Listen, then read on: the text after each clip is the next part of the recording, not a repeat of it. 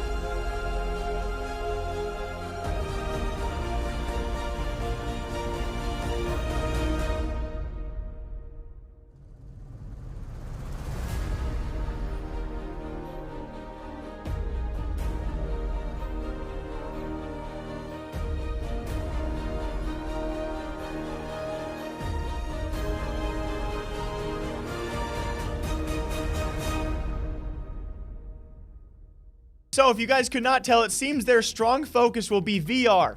If you guys somehow could not tell by that, you know, the whole thing of the world is our arena, the world is our garden, very confusing statements out there, especially when you show, you know, VR tennis and VR racing obviously on the come up, but still we've not really seen any giant competitions for these kind of things. If you're going to call yourself the Global Esports Federation and then you show VR yoga on top of that and a bunch of technology and these fancy things that really have nothing to do with gaming and esports, it seems a bit precarious and it seems very weird, and as according to many owners out there as well, skeptical about why they really are here. Now, besides that, not knowing many people on this board and how they're actually tied with their service to esports and, you know, exactly who they are. Besides that, though, we do know one person, and that's going to be the vice president of Jeff. Yes, also the vice president of Tencent.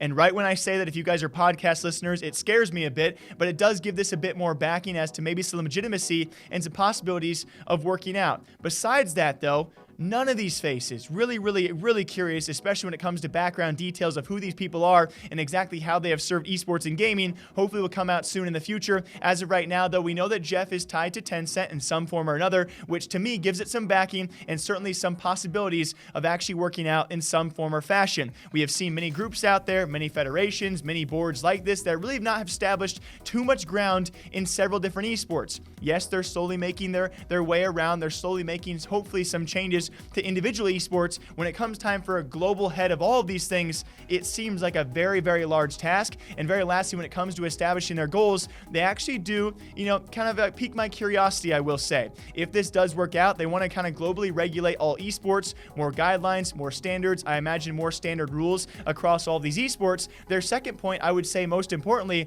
is potentially a doping-free environment. So that would mean drug testing along those lines. Alongside that, amongst other goals on screen for all of you, are why? Well, they really do have my curiosity. Keeping some sort of global standard, unanimous standard across all these esports, it's certainly a curious thing. But besides that, we know nothing. We don't know the people, and all the figures that we do know in esports aren't really tied to this.